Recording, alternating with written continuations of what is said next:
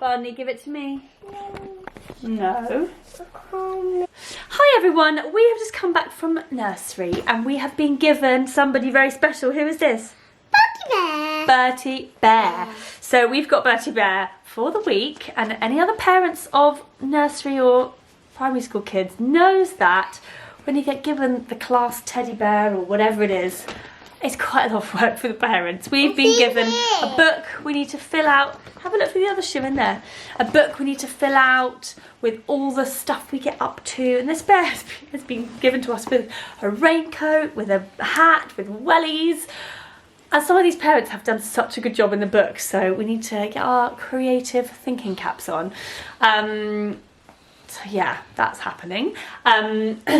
This morning we went to a primary school. The ears come out. Yeah, the ears come out the top for a stay and play session because Alfie's going to school in September. He's an August baby, so he'll be a young one for the year, which it feels very funny when I'm going to look around. It's like all the kids feel a lot older than him that are in reception, but I know that he'll be ready. He'll definitely be ready, but just feels a lot. So he went for a stay and play session. We all went. Barney had to come too. Barney is ready to enroll today. He was very upset when we left. But it's very exciting. It's equally daunting and exciting, I think. There, look. He's in his raincoat and hat. We need his wellies. Where are his wellies?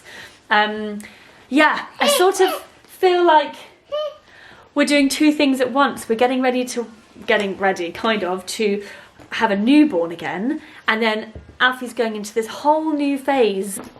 So I am almost 16 weeks pregnant now, and I had 2 weeks off the nausea and the sickness, and then it came back. Oh yeah, and then it came back this weekend. Not the sickness, it's way better than it was, but the nausea has returned and I'm not happy about it. It's on and off, so it is much more manageable and I can eat it away, but it's still there. It's on the wrong foot. It's not on the wrong foot. They're just a bit tight because they're not meant to be for bears. So I'm eating like often throughout the day. Everyone has shoes. So I'm eating a lot of like snacks throughout the day to keep me going, which is fine. There's a few symptoms that have come up which I'm like, oh yeah, I remember this from last time. I've got really dry lips, like insanely dry lips. I'm really, really thirsty. I'm always cold. I can't really warm up ever. And that's been from the beginning of this pregnancy. And bear in mind, I got pregnant in August, where it wasn't cold. I just was freezing all the time. So yeah, that was really interesting. And I've heard a lot of other people say that they get cold when they're pregnant. So yeah, I wonder why. The cramps have mainly gone. Occasionally if I've done too much with the boys, I can feel quite crampy in the evening, which makes sense because my muscles are probably like, stop. And talking of muscles, I have been getting back into the gym now that I can. I'm still doing my swimming because that does feel really nice, but I've been starting to, like, twice a week go back to the gym and ease myself back in, which feels really good. And we take this off. Yeah, it feels really good. I'm noticing a real loss in strength, which is completely normal because I was off it for a while, but I'm excited to build it back. Uh-oh, Teddy's gonna be naked. Uh-oh. No. But now we're starting to get excited about it because I'm not so sick anymore and I'm not just thinking about each day and trying to get through it. He's naked. Oh my goodness! What are we gonna do? What are we gonna do? We need to get him dressed. So yeah, it's starting to become quite real. We had our scan obviously, which was really fun. And in 2 weeks, we're going to find out if it's a girl or a boy. What do you think the baby is? A girl. You think it's a girl? What does Barney think? Barney actually thinks it's a dog, so that would be interesting if he was correct. It's not a dog, is it? And where is the baby? In my tummy. I am really excited to find out what the gender is. We didn't know with either of the boys. I'm automatically saying he because I'm used to that, but I have no idea. I have no idea and I'm really excited. Right, what do you want to go show Barney the bear? George is away for a couple of days, so it's me and the boys, and it's carnage. It's been fine actually. They're on good form, but it's just a lot. Like, it's messy. It's really messy around here. But we're just getting through, and I feel like I've accepted that this phase in my life is not a phase to have a tidy house. It's just not. And once I've accepted that, I feel a bit better about it. I have asked on Instagram for some pregnancy questions that you guys have. I'm going to do a big answer of these in the next section of this video once I get all these questions in, and hopefully answer as many as possible in as much detail as possible. But right now, they're being a bit quiet over there, and that's always a little bit worrying. So I'm going to go sort these boys out, but get my move on with Bertie the bear. Wish me luck. Hi everyone. Okay, so I am without children, so it's the perfect time to go through some of these questions that you guys sent in, both the boys at nursery, and I have got 15 minutes before I need to go and get them. So let's get straight on with it. Excuse my lovely footwear, it's freezing. It's the 1st of December today, and it really feels like it. It's feeling good because it's very festive, but my god is it cold. Okay, so guys, so many questions came in about the pregnancy and baby number 3. So if I don't get to yours, I'm so sorry, but I'm trying to go through as many as I can that were asked lots of times. So, how did you get your husband to be on board with more children so quickly? I didn't. It was a surprise pregnancy. Basically, we have always wanted to have 3, so that wasn't an issue, but the quickly thing was an issue.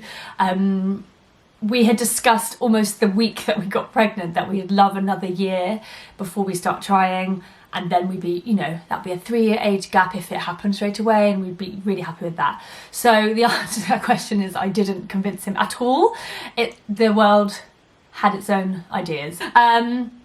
But we both have wanted 3, which does help, because I know lots of you have messaged like, oh, I want another one and my husband doesn't. And that is really tricky, because you both do have to be on board, because it's such a huge life change, isn't it? So,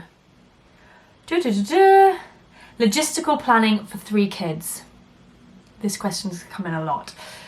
Car seats, bedrooms, house. Okay, so in terms of bedrooms, we've got a 3-bedroom house. We've got our room, we've got Alfie's room and Barney's room, but Barney's room is also George's office. So currently George is in there working, and basically when it's bedtime, I'm like, right, get out, Barney needs to go to bed. So we are going to stay in this house. We wanted to move at some point, but we're not ready yet. Financially, we're not ready to move because we want our next house to be one we stay in for a long time. So the plan was always to soon put the boys in the same room because Alfie's desperate for it.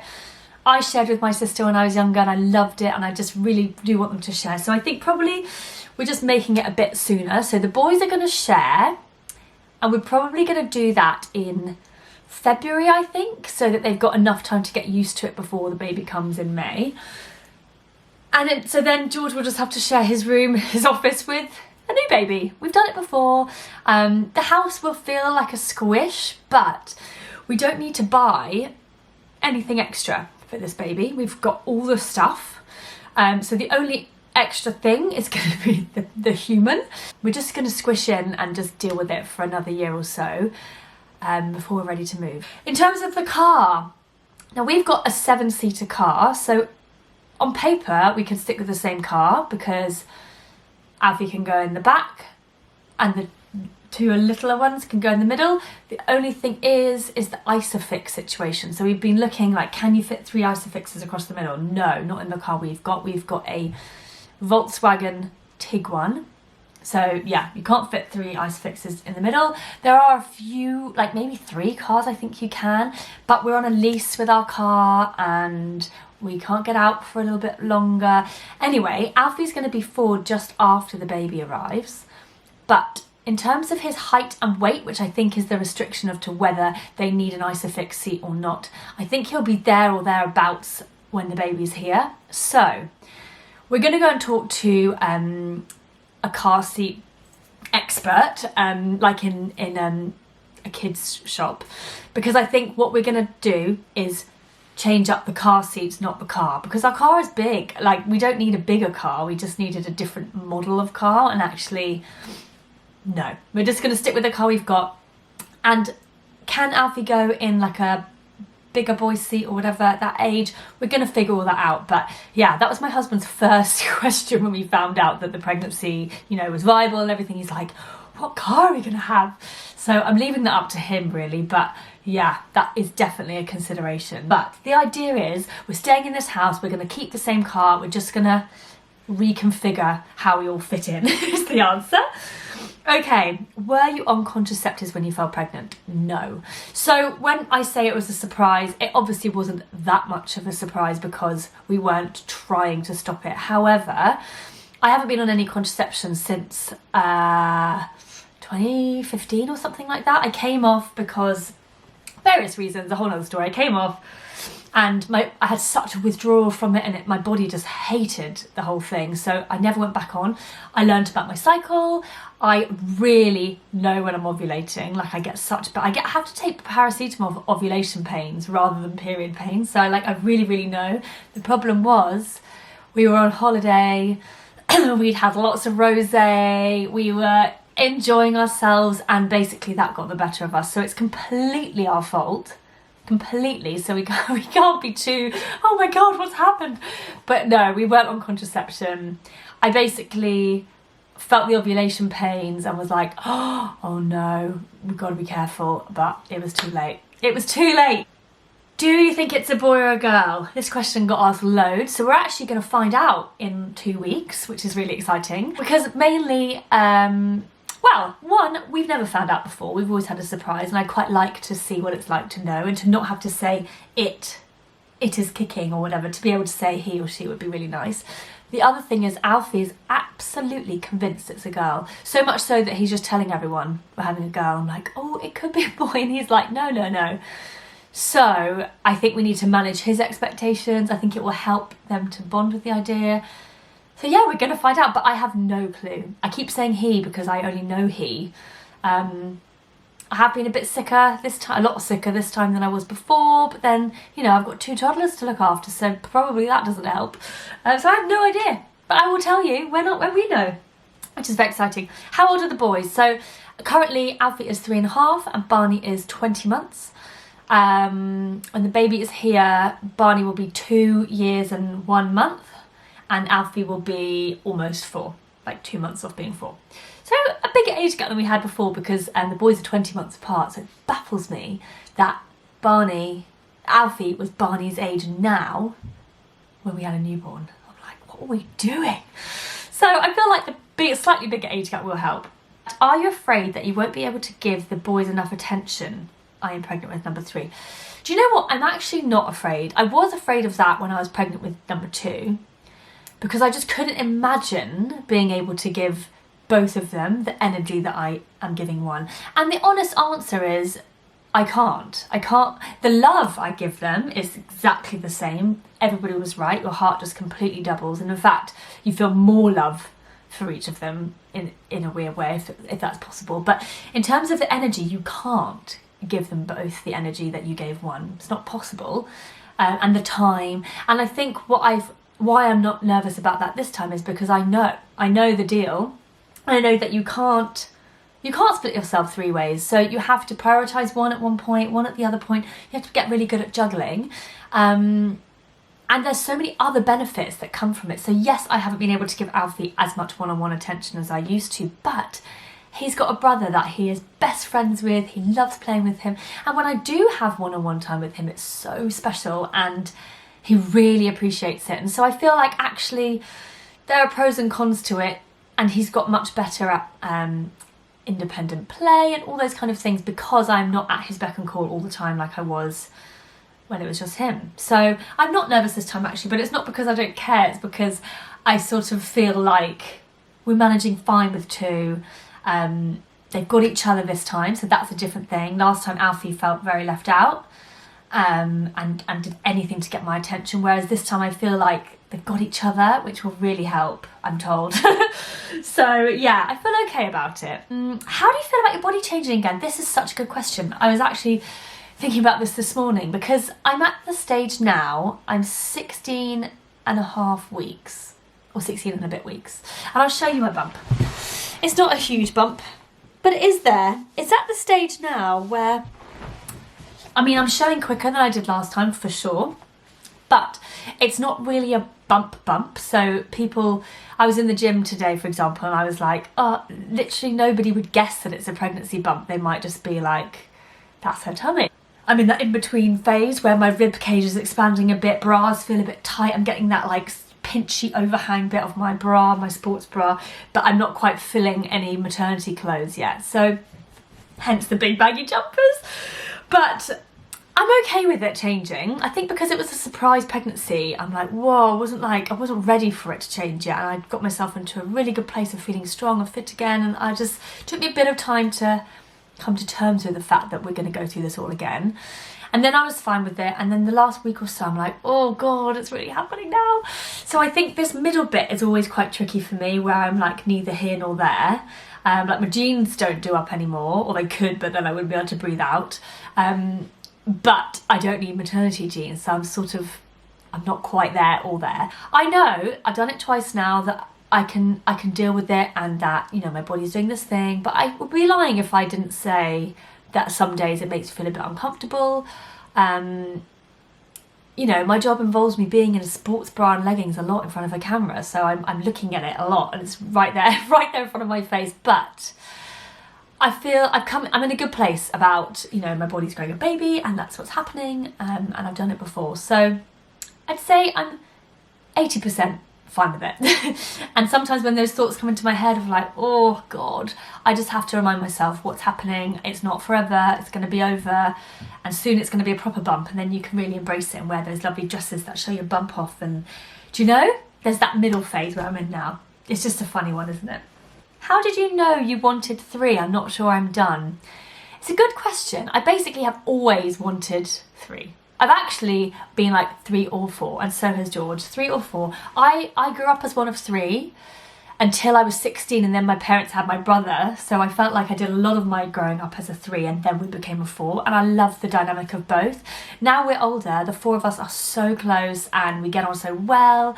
George is the same, he's got 2 sisters, they get on really well. So I kind of feel like, yes, it's chaotic now, and it's hard work to manage, and it's a lot of noise, and it's a lot of stuff, and it's expensive.